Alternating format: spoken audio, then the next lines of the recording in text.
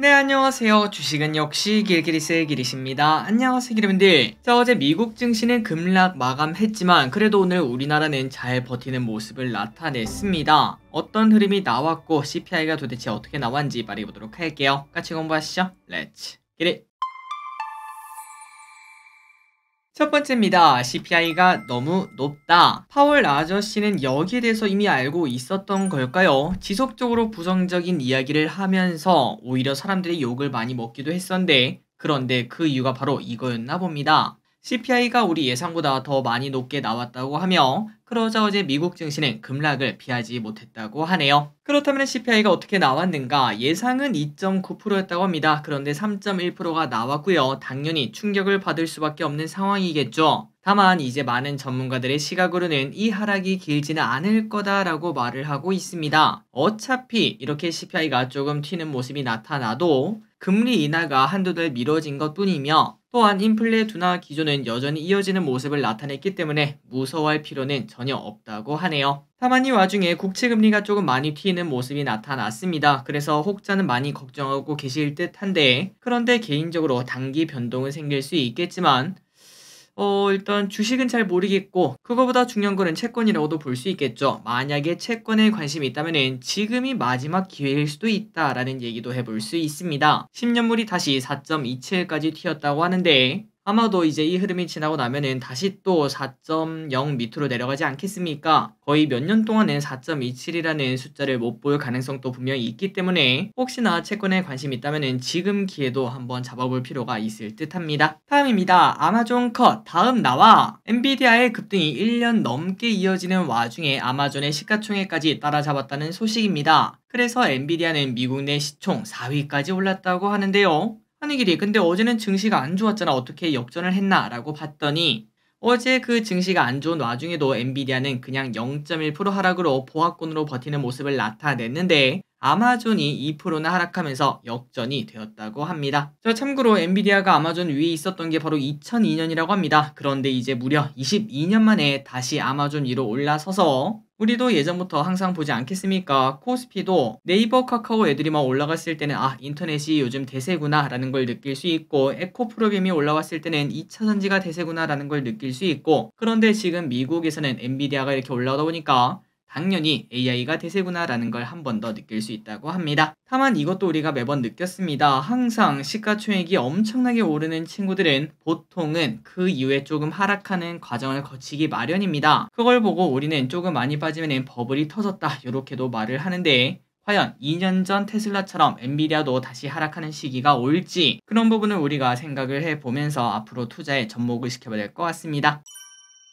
다음입니다. 지금 증시는 버블, 금융위기 직전 수준. 미국의 유명 경제학자인 데이비드 로젠버그가 경고를 하나 날렸다고 합니다. 당연하게도 최근 들어 경고하는 사람들이 정말 많죠. 그러니까 참고만 해보도록 할게요. 그렇다면 지금 경고한 이유가 뭡니까? 일단 지금 AI 광풍이 2000년도 닷컴 버블과 2008년 금융위기 직전의 상황이랑 매우 비슷하다 이렇게 언급을 했습니다. 그리고 그때 당시 20년 전이죠. 그때도 인터넷이 모두의 희망이었지만 그 버블이 터지고 난 다음에는 너무나도 끔찍한 미래가 있었다고 하죠. 그렇기 때문에 지금 AI도 모두가 이거 AI가 세상을 바꾼다 이런 얘기를 하고 있긴 하지만 분명 어디선가는 버블이 생기고 있다고 생각을 해볼 수 있습니다. 자, 그렇다고 당장 내일부터 주가가 급락합니까? 이렇게 말하긴 어렵습니다. 언제 하락할지는 당연히 예측하기 어렵긴 한데, 다만 올해부터 내년 안에는 아마도 지금 현재 엔비디아의 이러한 급등에 힘입어 AI 열풍이 계속 이어지지 않겠습니까? 하지만 이 열풍이 우리가 작년에 그렇게 잘 나갔던 에코프로 친구들 지금은 공포로 바뀌지 않았겠습니까?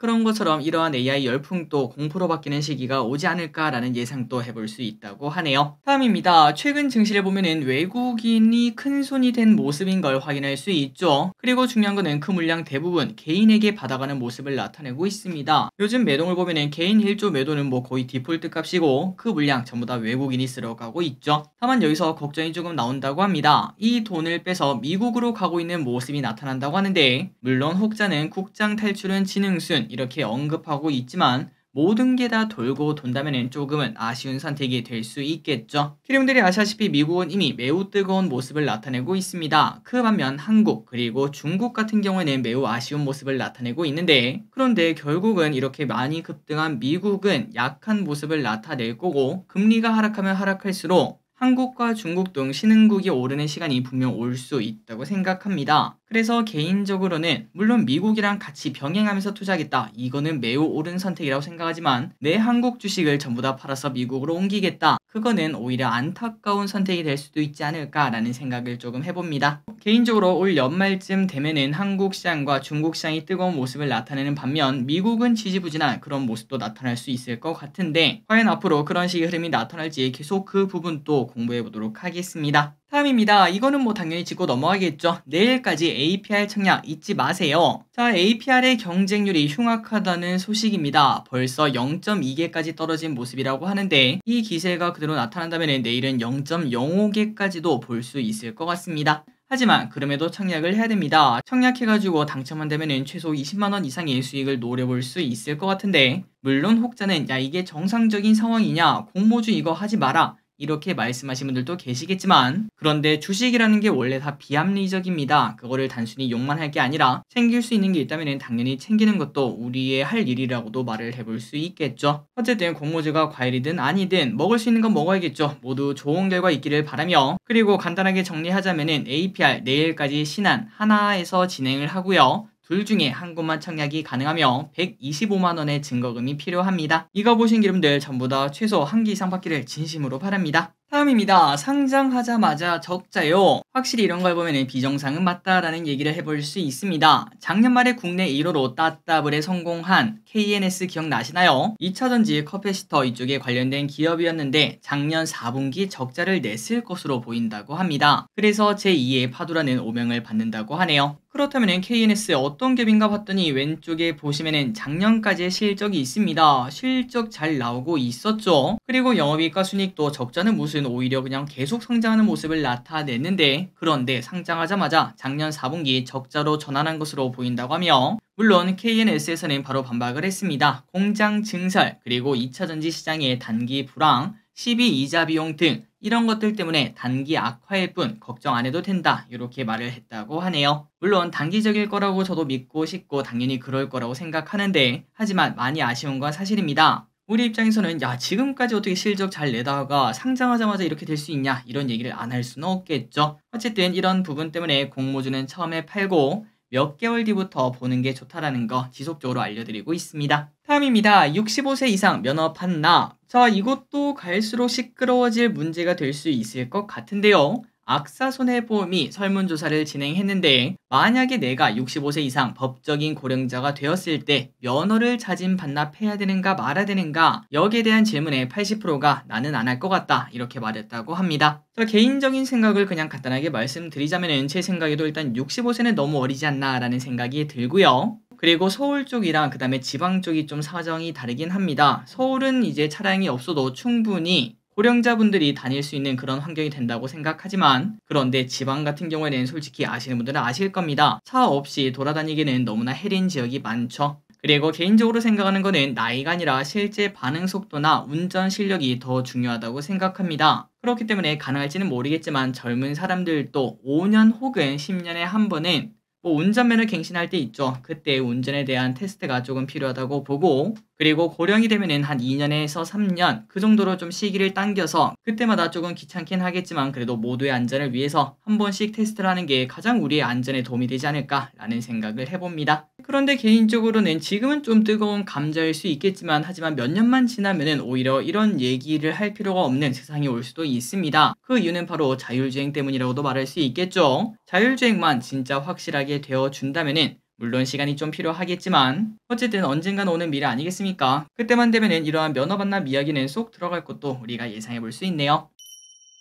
다음입니다. 국내 맥주 3위는 발포주. 국내 주세법에 따르면 메가 함량이 10%를 넘으면 맥주, 이를 넘지 못하면 발포주라고 부르는데요. 가정용 맥주 시장에서 이 발포주가 꾸준히 인기를 끌고 있다고 합니다. 작년 한 해 팔린 맥주 시장을 보면 가장 많이 팔린 건 바로 카스, 무려 매출 1.5조 1등을 차지했고, 헤라가 5천억으로 2등을 차지했다고 합니다. 그리고 그 다음은 누군가 봤더니 놀랍게도 필라이트, 발포주죠 발포주. 요 친구가 3위를 차지했다고 하네요. 특히 작년 같은 경우는 아사히의 약진, 켈리의 출시, 칭따오의 오줌 맥주 논란 이러한 많은 이슈가 존재했는데 하지만 필라이트는 큰 차이 없는 모습을 보였다고 합니다. 그만큼 필라이트를 마시는 사람들은 지속적으로 선택하는 그러한 맥주가 되었다라고도 얘기를 해볼 수 있겠죠. 그런데 개인적인 경험으로는 제 주변 사람들은 필라이트나 필굿 이 맥주 보면은 아주 기겁하시는 분들이 많았습니다. 이런 걸 왜 먹냐? 라고 말씀하시는 분들도 많으셨는데 그 이유를 물어보니까 다들 맛이 좀 부족하다 이렇게 말씀하시더라고요. 그런데 저 기리스는 막입이라 그런지 맥주 맛이 좀 뭐 다른 건 알겠지만 그게 엄청나게 차이가 나는지는 잘 몰라서 저 기리스는 가격도 싼 필굿을 자주 사 마십니다. 그런데 개인적으로 필라이트보다는 필굿이 조금 더 맛있더라고요. 다음입니다. AI로 치매도 예측한다. 이거는 정말 반가운 소식입니다. 혈액 내 단백질 검사로 치매가 발병하기 15년 전에 가능성을 찾아낼 수 있다는 연구 결과가 나왔다고 합니다. 영국과 중국의 연구진이 2006년에서 2010년도에 수집된 유전자 데이터베이스에서 샘플을 분석하고 연구한 결과 현재 치매가 발병된 사람들의 혈액 샘플에서 일부 단백질이 비정상인 걸 확인을 했다고 하네요. 그리고 앞으로 각국의 보건당국이 조금만 손보면은 임상에 적용할 수 있도록 준비가 잘 되어 있다고 하니까 이제는 실제로 효과가 있을지는 모르겠지만 어쨌든 시도가 중요하겠죠. 치매를 예측할 수 있는 날도 얼마 남지 않았다는 것도 확인할 수 있네요. 그리고 예측이 가능하면 당연히 예방도 가능하겠죠. 그런 시절이 10년 안에 오기를 진심으로 바랍니다. 다음입니다. 이런 이야기 때문에 전기차가 갈수록 어두워지는 것 같습니다. 제네시스에 결국 하이브리드가 추가된다는 소식. 자, 제네시스가 내년에 선보이는 신차를 모두 전기차로 내려고 했던 거 알고 계시나요? 그런데 그 전략을 수정하고 하이브리드 카를 내놓는다고 합니다. 그 이유는 당연히 전기차 시장의 성장이 크게 둔하는 걸 보니까 어쩔 수 없이 하이브리드를 선택한다라고 말할 수 있고 특히 하이브리드 차에 힘을 준 토요타가 이번에 호실적을 달성한 영향도 있어 보인다고 합니다. 또한 제네시스뿐만 아니라 기존의 현대, 기아 주력 차종에도 올해부터 내년 중 하이브리드 모델을 추가한다고 하니까 야 바야흐로 하이브리드 시대가 왔구나 그리고 그 다음에 진짜 전기차 시대겠구나 라는 얘기도 이어서 해볼 수 있습니다. 다음입니다. 갤럭시 S24 만족도 좋아요. 갤럭시 S24의 만족도가 아이폰 15 시리즈를 앞섰다고 합니다. 고객 만족도가 아이폰을 넘어선 게 이번이 처음이라고 하니까 조금 기대가 되는데요. 최근 5년간 아이폰의 만족도는 77%에서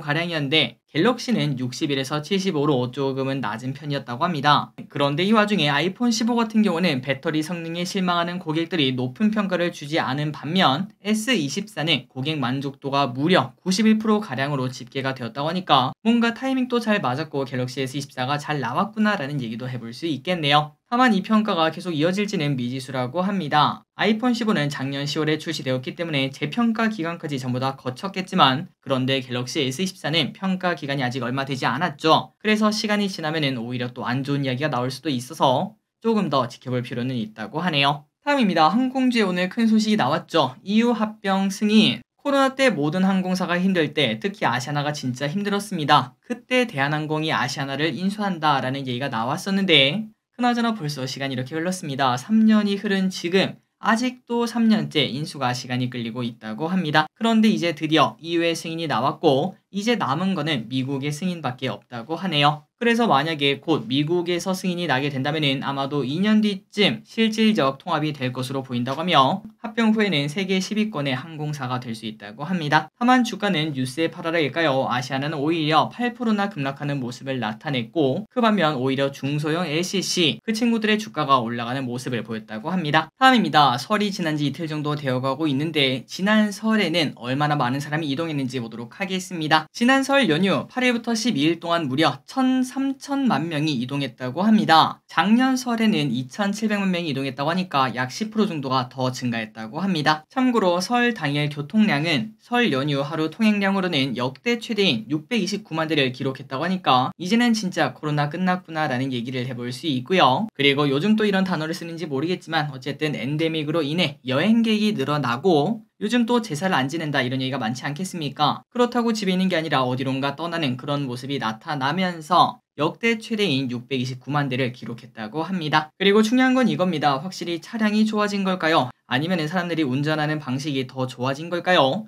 교통사고 발생 건수는 오히려 작년 대비 39%나 감소한 모습을 나타내 이번 설 연휴는 안전한 설 연휴가 되었음을 확인할 수 있다고 합니다. 참 다행이네요. 다음입니다. 엔화 갈수록 싸진다. 엔화가 어느덧 다시 887원까지 하락한 모습을 보여주고 있습니다. 작년 말쯤 858원을 찍고 다시 900원을 회복하는 모습을 보여줬는데 다시 하락하고 있다고 하네요. 자, 그렇다면 엔화가 왜 이렇게 움직이는지 한번 설명을 드리겠습니다. 엔화는 미국의 금리의 영향을 좀 받는데요. 작년 말만 하더라도 무슨 얘기가 나왔죠? 맞습니다. 미국의 금리 인하가 곧 나타날 것, 이러한 기대감이 있었고 그것 때문에 당연히 달러 가치가 하락하니까 엔화 가치가 올라갈 수밖에 없었습니다. 그래서 엔화가 이렇게 쭉 오르는 모습이 나타났으나 1월 초가 되면서 귀신같이 야, 근데 이거 금리 인하가 좀 미뤄질 수 있을 것 같아, 이런 얘기가 나왔죠. 그러자 다시 달러 강세, 엔화 약세의 모습이 나타난다고 합니다. 자, 그렇다면 앞으로 엔화가 더 떨어집니까? 만약에 엔화를 살려면 조금 더 기다려야 됩니까? 라는 얘기를 해볼 수 있지만 그런데 올 4월 일단 예측이긴 하지만 일본에서 마이너스 금리가 끝날 것이다 라는 얘기가 나오다 보니까 더 이상 엔화 하락은 조금 어렵지 않겠냐, 다시 이제 올라가는 시기가 오지 않겠니, 이런 예상이 나온다고 합니다. 만약에 여러분들이 엔화 투자 아니면은 일본 여행 이런 것들에 관심이 있다면은 지금 한번 공부를 해보시는 것도 나쁘지 않을 것 같네요. 다음 소식입니다. 고물가의 PB 매출은 쑥쑥. 최근 1년간 국내 PB 상품은 전년보다 11.8%나 성장한 모습을 나타냈습니다. 같은 기간 동안 전체 소비재 시장은 1%만 성장했는데 훨씬 크게 성장한 걸 확인할 수 있죠. 특히 PB 쪽에서는 우리가 먹고 살기 힘들어서일까요? 식품 쪽이 더 크게 성장했다고 합니다. 고물가로 인해 지갑이 다치다 보니까 불필요한 비식품, 여기에 매출은 늘어나지 않았지만 그런데 식품 등 필수재 위주로 오히려 싼 PB 상품에 몰린 걸 볼 수 있죠. 그리고 중요한 건 이겁니다. PB 상품의 미래가 조금 더 밝다는 소식. 그 이유는 전체 소비재 시장 중 PB 상품이 차지하는 매출 비중이 아직 4%밖에 안 된다고 합니다. 그렇기 때문에 충분히 더 성장 가능성이 있다, 이렇게 판단한다고 하네요. 다음입니다. 미 상원 우크라 지원안 통과. 얼마 전 푸틴이 미국이 더 이상 우크라를 지원하지 않는다면 우리는 뭐 긍정적으로 협상을 할 것이다, 이런 얘기를 했었죠. 그러자 어제 재건주가 급등하는 모습을 나타낸 바 있었는데 그런데 미국 상원에서는 우크라 지원안을 일단 통과시켰다고 합니다. 아니 길이 그러면 이제 재건축 끝난 거야 라는 얘기를 해볼 수 있는데 하지만 상원 다음에 뭐가 있죠? 맞습니다. 하원이 남아있죠. 그리고 중요한 거는 트럼프는 당연히 우크라 지원을 원하지 않습니다. 그런데 하원에는 공화당이 있고 특히 친트럼프 인사가 가득가득하기 때문에 이미 반대가 거의 결정된 것으로 보인다고 하네요. 그렇기 때문에 우크라 지원은 아마도 어렵지 않겠나라는 얘기가 나올 수 있고 재건주에 대한 기대감도 여전히 살아있다라고 말을 해볼 수 있습니다. 아마도 어제 거토양까지 터졌기 때문에 조금 더 긴 시간 재건주가 움직일지 공부를 해보는 것도 나쁘지 않을 듯합니다. 다음 소식입니다. 아직도 더 오를 수 있는 주식은 최근 증시가 좋은 편입니다. 그런데 증권사가 봤을 때 이 친구들은 더 오를 것 같아요 라고 한 기업이 뭐가 있는지 보도록 할게요. 최근 증권사에서 목표 주가를 올린 기업을 정리를 해보자면 HMM, 롯데정보통신, 지역난방공사, 하나투어, 보령, CJENM 이런 친구들을 매우 좋게 봤다고 합니다. 무려 목표 주가를 기존보다 20% 넘게 상승시켰다고 하네요. 여러분들이 아시다시피 우리가 지난번에 공부를 했었습니다. 매수 리포트라고 똑같은 매수 리포트가 아니죠. 목표 주가가 하락하는 매수 리포트는 사실상 중립 리포트라고도 볼 수 있기 때문에 그런 것들은 단기간에 오르긴 당연히 어렵다고 볼 수 있는데 하지만 목표 주가를 올리는 리포트는 좀 다릅니다. 그 친구들은 단기간 추가 상승 기대감도 분명 있고 장기간도 충분히 가능하기 때문에 어떤 기업이 있는지 충분히 공부할 필요는 저기릿은 있다고 생각합니다. 위 기업들 한번 보시기 바래요. 마지막입니다. 요즘 들어 게임주가 좋다는 이야기가 계속 나오고 있어요. 크래프톤 올해만 17% 상승. 작년까지만 하더라도 게임주가 좋지 않았는데 그런데 최근 주가가 조금씩 올랐고 중국에서 악재가 나왔던 거 그거 회복은 무슨 오히려 더 올라가는 모습을 나타내고 있습니다. 참고로 크래프톤은 4분기 매출이 전년비 12%가 증가했고 영업이익은 30%가 증가하는 모습 서프라이즈까지 내면서 호실적을 기록했다고 합니다. 그리고 웹젠이라는 기업은 작년 영업이익이 전년비 큰 폭 줄어든 걸 확인할 수 있었으나 하지만 10월에 출시한 뮤 모나크가 인기를 끄며 4분기 영업이익이 컨센을 훨씬 웃도는 서프라이즈가 나오는 모습을 나타냈습니다. 그러다 보니까 실적이 나오는 게임주 같은 경우는 최근 들어 좋은 모습을 나타내고 당연하게도 실적이 부진한 기업들은 여전히 어려운 모습을 나타내고 있죠. 그렇기 때문에 여러분들 마음속에서는 야 무슨 게임주는 게임주냐 다른 거나 사자 이런 마음을 해볼 수 있지만 게임주라고 다 똑같은 게임주가 아니라는 거 지금 실적이 나오는 게임 중 플러스 올해 신작 기대감이 있다면 충분히 공부할 필요가 있다고 합니다. 그리고 이런 관점에서 봤을 때 올해 신작 기대감도 없고 실적도 별로인 NC소프트 같은 경우에는 조금은 좀 더 긴 시간을 봐야겠구나 라는 얘기도 해볼 수 있겠네요. 자, 오늘의 공부 여기까지 끝났습니다. 항상 이렇게 같이 공부해서 진심으로 감사합니다. 지금까지 기리셨습니다. 빠이요.